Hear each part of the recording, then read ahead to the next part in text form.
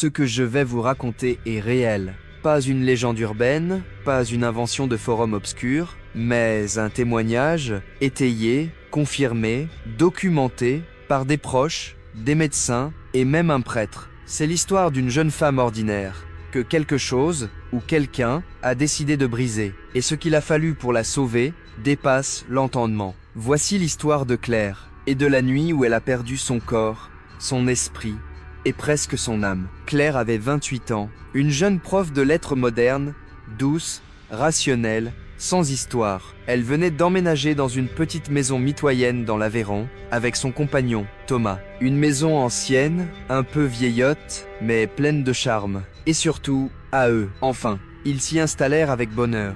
Mais très vite, des choses étranges se produisirent. Des bruits de pas à l'étage, alors que personne n'y dormait. Des objets qui disparaissent, puis réapparaissent ailleurs. Des murs qui craquent, mais pas comme des murs de vieilles maisons.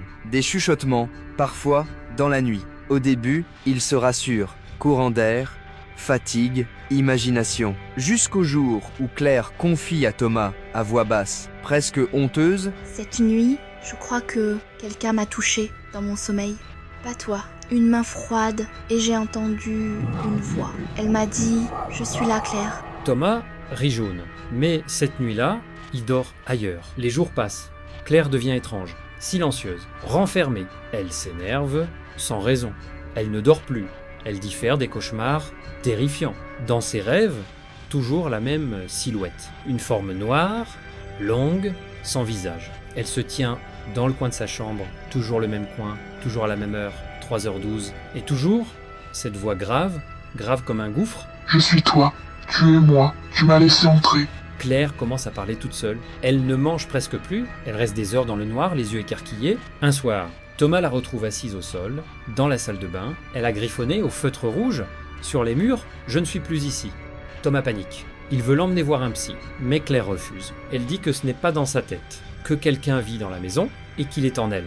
Le 13 octobre, Claire fait une crise.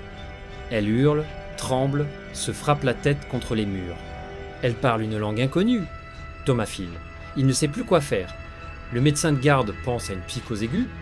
Elle est hospitalisée 3 jours. Mais les examens sont normaux, parfaitement normaux. C'est là qu'une infirmière, troublée par son comportement, glisse discrètement à Thomas. « Vous savez, j'ai déjà vu ça. Une fois, une seule. Et la patiente, elle a fini par voir un prêtre. » Thomas contacte une église. Il n'y croit pas vraiment, mais il n'a plus le choix. On lui donne le contact d'un prêtre exorciste, l'abbé Morel, un homme calme, posé et incroyablement sérieux. Il accepte de venir. La première fois, Claire refuse de le voir. Elle crie, vomit, se jette contre la porte. Elle hurle. « Je sais ce que tu as fait à 14 ans, dans la cave de ton grand-père. » Ce détail, personne ne le savait, pas même Claire. L'abbé Morel est bouleversé. Il dit simplement « Il faut intervenir au plus vite. » Le rituel est fixé un samedi à minuit, dans la maison. L'abbé Morel arrive avec 2 assistants. Claire est déjà attachée au lit, pas pour la contenir, mais pour l'empêcher de se blesser. La pièce est glaciale, malgré le chauffage.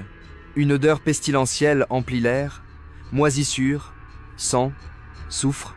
Et quand l'exorcisme commence, tout bascule. Claire hurle. Ses yeux deviennent presque blancs. Elle insulte le prêtre dans des langues qu'elle n'a jamais apprises. Des objets tombent des étagères. Le miroir se fissure. Un des assistants saigne du nez, sans raison. Et soudain, un rire. Pas la voix de Claire.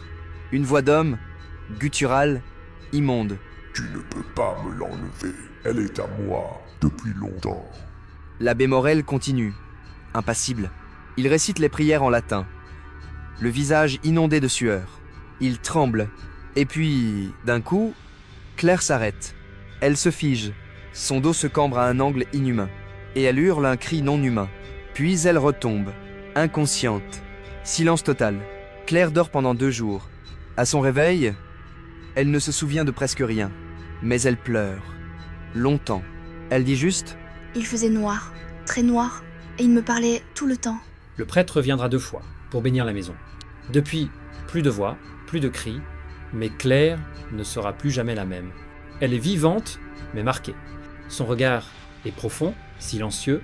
Elle dit parfois à Thomas « Tu sais, parfois, quand je suis seule, j'ai l'impression qu'il me regarde, de loin. » Certains diront que Claire souffrait d'une pathologie psychiatrique, que tout ça n'était que délire, superstition ou coïncidence.